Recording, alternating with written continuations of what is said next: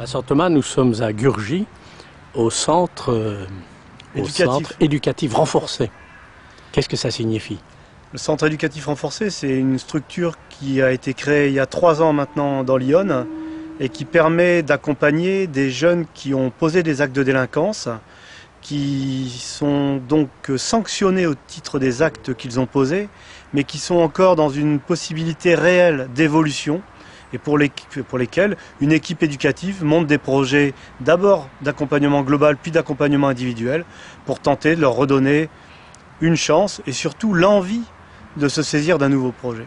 Alors vous parlez de sanctions, ce sont des sanctions pénales qui sont prononcées par un juge. Tout à fait, c'est des jeunes qui ont juge pour enfants. Bien souvent ce que nous appelons des délinquants multirécidivistes et qui sont arrivés à un endroit où la sanction pénale est soit l'incarcération en maison d'arrêt, soit une mesure éducative parce que les services juridiques, les services judiciaires et les services éducatifs proches du judiciaire ont pensé qu'il y avait quand même moyen, il y avait encore de l'espace pour travailler un projet avec ces jeunes-là. Alors ce matin, bientôt d'ailleurs, ces jeunes vont être confrontés, si j'ose dire, à des champions judokas français, dont certains ont raflé des médailles à Pékin et ailleurs. Pourquoi cette confrontation?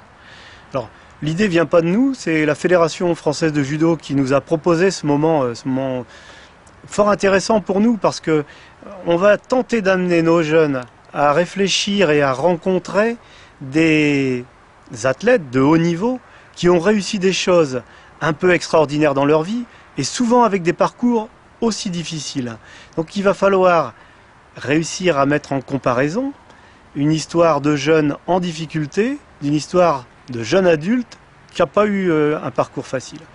Et puis on va essayer de mettre en comparaison, de faire parler tout ce groupe autour des valeurs, autour du courage, autour de l'engagement, autour de la réussite aussi, parce que notre objectif, c'est d'amener à penser nos adolescents délinquants qu'ils ont encore des possibilités de réussir. Alors combien sont-ils au centre de Gurgy? Ici, il y a 7 jeunes accueillis sur des sessions de 5 mois. On a un programme d'accompagnement bien contenant établi sur 5 mois avec des séjours de rupture, avec justement du sport, beaucoup de sport, avec une reconstruction de l'image de soi, avec aussi du culturel, du théâtre, de la sculpture, avec différents médias pour les réamener à prendre confiance en eux-mêmes et à changer l'image qu'ils ont d'eux à leurs propres yeux. Donc 7 jeunes pendant 5 mois, et nous ça fait donc 3 ans, donc là ça fait 7 sessions, donc une bonne quarantaine de jeunes qui sont passés par l'institution. Alors pour ces jeunes, un encadrement qualitatif? Alors un encadrement en quantité déjà, puisqu'il y a Combien? 12 salariés pour la structure, mais moi j'ai une équipe de 7 éducateurs pour les prendre en charge 24 heures sur 24 pendant les 5 mois de présence, 5 éducateurs, et puis qualitatif, parce que nous avons de plus en plus de gens formés. Alors ça a été à construire dans le temps aussi, mais on a une équipe forte et qui ne se contente pas d'être forte physiquement, parce que certes il faut arrêter ces jeunes-là dans leur passage à l'acte, et donc là il faut une certaine force, mais aussi forte dans la réflexion, parce qu'il faut réapprendre nos jeunes à réfléchir, et ça ne peut se faire qu'avec l'adulte qui mène la réflexion. Et là aujourd'hui on est bien au cœur dans cette rencontre de mener la réflexion avec des adultes. Alors votre rôle s'arrête le jour où ils quittent le foyer. Que deviennent-ils? Sont-ils réinsérés? Alors là, on a quelques retours par les jeunes eux-mêmes après leur départ. Ça reste assez rare, on a assez peu de recul quand même. On a, je dirais, le sentiment d'une réussite, d'une réinsertion. La plupart des jeunes retournent au domicile familial. Ce ne sont pas des domiciles où il y a un danger. C'est plutôt eux qui se sont mis en danger par eux-mêmes. Et donc il y a un retour au domicile familial. Et si les projets ont été correctement construits pendant leur passage dans la structure, s'ils ont l'engagement, s'ils ont choisi une voie pré-professionnelle ou professionnelle, s'ils ont déjà trouvé leur premier employeur, ce qui arrive régulièrement, on est assez serein par rapport à leur futur parcours.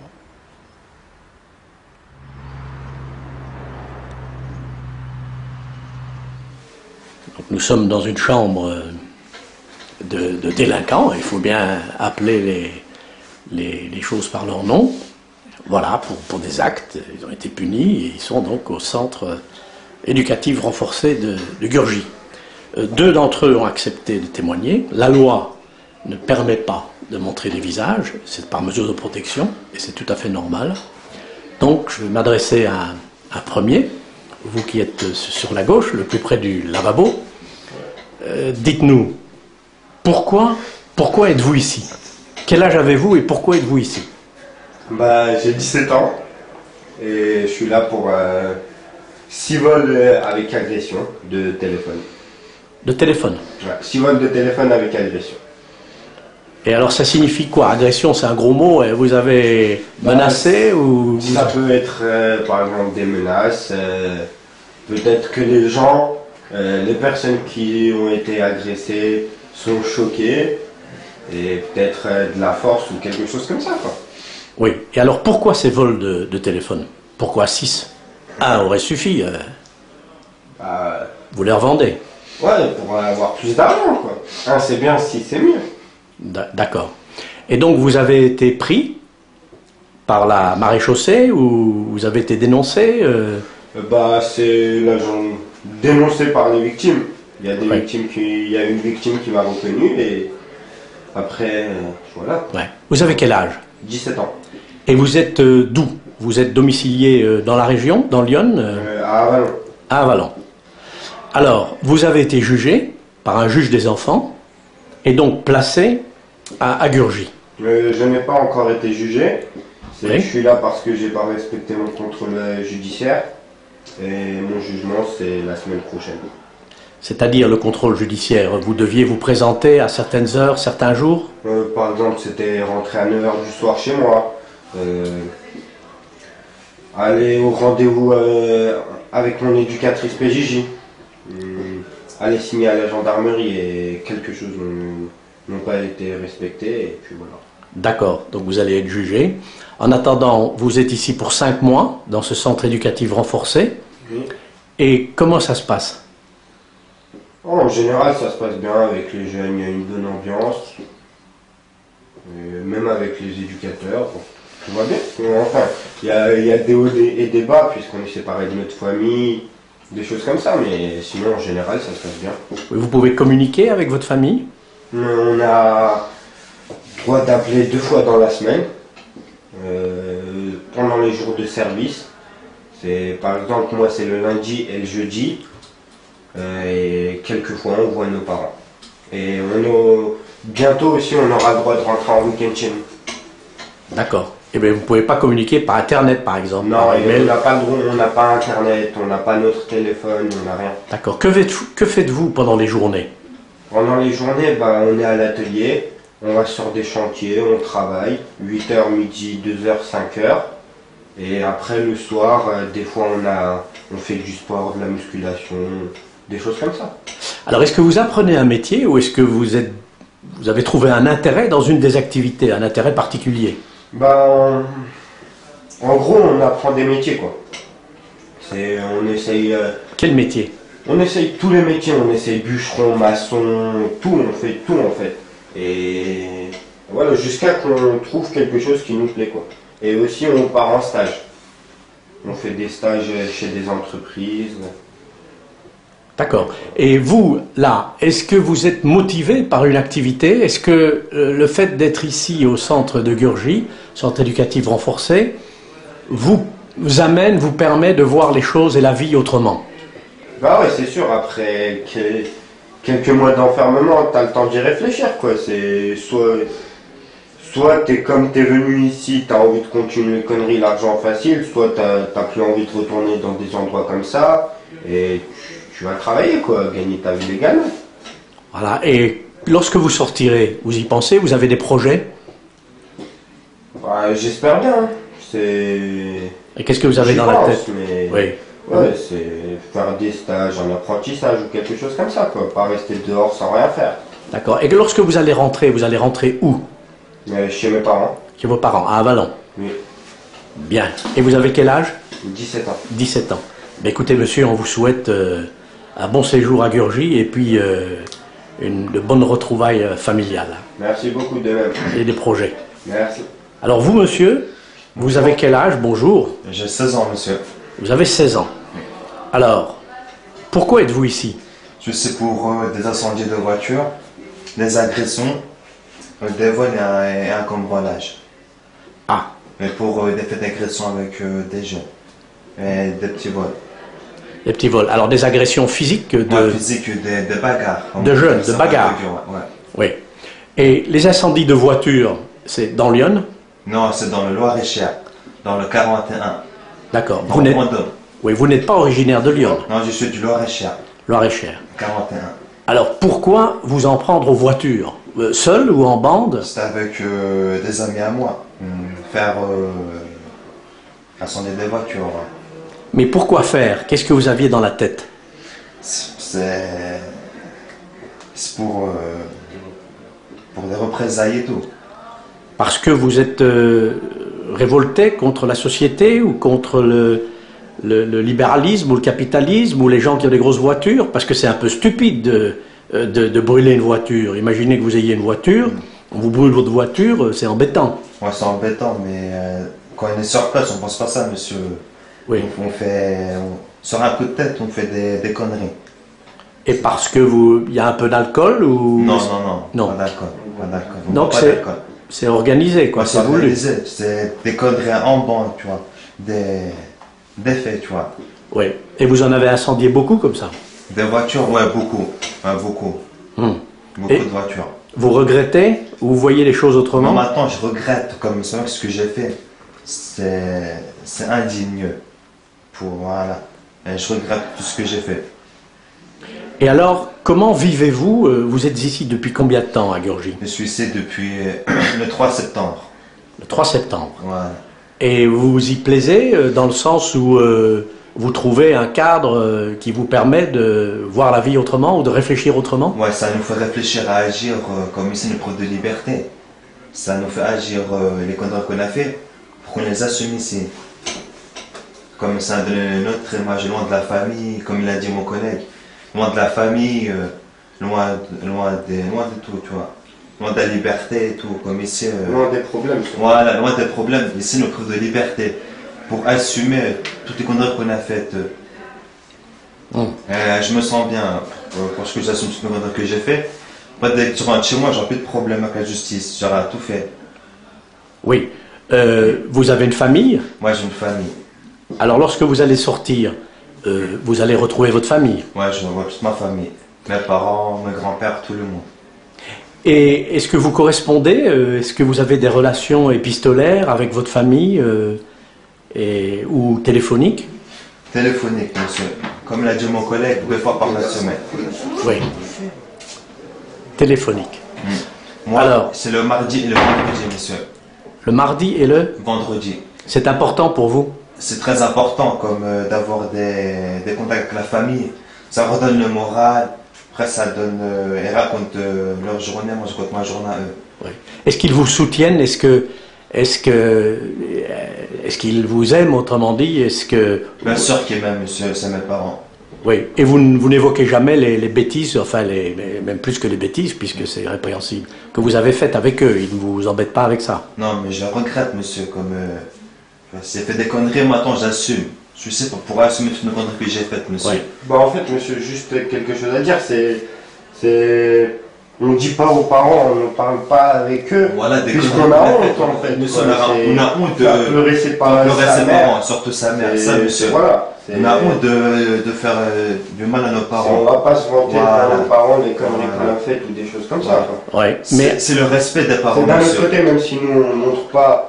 C'est le respect. Voilà, C'est le respect des parents, monsieur. Mais autrement dit, c'est ici que vous prenez conscience que Voilà. vous avez fait du mal à vos parents. Mais avant, vous n'y pensiez pas? On Non, n'y sur les- pensait pas on n'y trop. pensait pas trop, mais là, sur les moments qu'on est ici, on pense de trop. Au final, on est de la famille et tout. Après, on se rend compte des erreurs qu'on a faites dans notre vie. Et le mal qu'on a fait à nos parents, là. Ça nous réfléchir, c'est pour ça qu'on est ici, monsieur. Alors, vous participez aux activités Voilà, je sportives, participe, mais ouais. éducatives, les métiers. Mm. Est-ce qu'il y a une activité qui vous plaît? Une Est-ce que vous... activité professionnelle ou... Professionnelle, oui. J'ai un projet dans la plomberie, monsieur. Dans la plomberie. Dans la plomberie. Après, si ça marche, j'espère que je vais sur cette voie-là. Après, dès que je sors d'ici, je vais faire un apprentissage en plomberie. D'accord. Et là, vous vous débrouillez déjà, vous arrivez à réparer, Et là, pour l'instant, on n'a pas encore commencé les stages. Oui. On va aller je commence le stage le 17 décembre au 21 décembre. Mon premier stage de plomberie. Très bien. Donc, en fait, vous concevez des projets. Voilà. Vous vous projetez dans Je l'avenir. construis mes projets ici après. Si c'est possible, je vais les faire dès que je sors d'ici. Oui. Pour les continuer. D'accord. Qu'est-ce qui est le plus difficile ici, en dehors du fait d'être privé de liberté, finalement? Le plus qui est difficile, c'est le manque de la famille. Le plus difficile. Le manque de la famille. Le manque de la famille, monsieur. Parce que dans la nature, vous y allez, vous allez dans les bois, vous faites du sport, vous allez dans les entreprises. Voilà, ouais.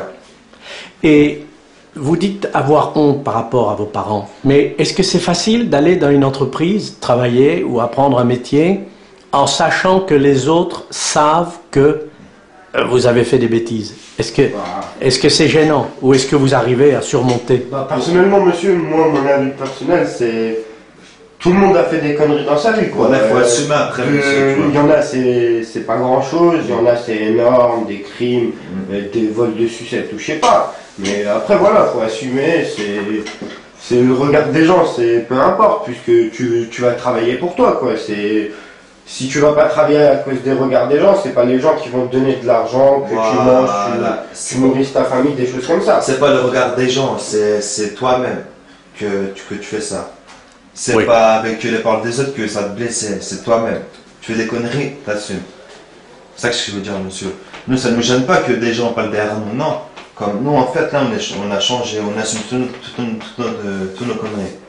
Et puis, vous avez conscience que vous avez toute votre vie devant vous. Bah ouais, on est jeune encore. On est encore jeune, monsieur, c'est 5 mois, ça qui est bien, c'est pas très longtemps. Oui. Si des jeunes regardent ce reportage et vous entendent, si vous aviez à vos camarades de bande autrefois avec lesquels vous avez incendié des voitures ou commis des agressions ou des vols, si vous aviez quelque chose à leur dire... Moi, j'aurais quelque chose à leur dire, monsieur. Moi, Dans la vie, il n'y a pas 5-6 personnes qui te soutiennent. Il y a juste tes parents. Parce que moi, je suis venu là pour une histoire. Je suis venu là pour une histoire. Et entre-temps, il y a la gendarmerie qui est venue me chercher. On m'accuse de 15 faits que mes propres potes, avant de venir ici, là, j'étais avec j'allais en soirée avec eux, tous les jours je les voyais. Et mes propres potes, ils m'ont inculpé de 15 faits, ils m'ont balancé. Et ce que j'ai à dire pour les autres jeunes qui regardent cette vidéo, c'est... Faut faire confiance en personne. C'est surtout qu'à ses parents, qu'à sa famille. Voilà, il n'y a que la famille qui soutient. Ici, moi personnellement et mon pote qui est à côté de moi, il n'y a aucun pote qui nous a envoyé des lettres. Personne n'a envoyé une lettre. Il y a qui? Nos parents qui nous appellent, c'est tout. Qui envoie de l'argent, c'est nos parents. Voilà, c'est pas un pote qui est venu, il a envoyé 10 euros, même un truc comme ça. C'est que nos parents qui nous soutiennent dans ces moments-là. Donc je tiens à dire aux autres, s'ils pensent que leurs potes qui vont faire ça pour qui vont faire quelque chose pour eux, quoi. C'est avant de faire une connerie, qu'ils réfléchissent. Si son pote, il va être là quand lui il sera en prison ou il sera enfermé dans un serveur ou quelque chose comme ça. Si son pote pour qui il va faire la connerie, il sera là derrière lui pour le soutenir, lui envoyer une lettre. Une lettre, monsieur, c'est pas grand chose. C'est 75 centimes, un bout de papier et un stylo, t'écris, ça te prend 5 minutes. Et t'envoies, ça fait plaisir à celui qui est enfermé. C'est pour ça, il faut réfléchir avant de faire des conneries. Au lieu de passer du temps dehors avec ses potes, il faut rester avec sa famille. Voilà, profiter avec sa famille comme ici, on est loin de la famille. Voilà. D'un autre côté,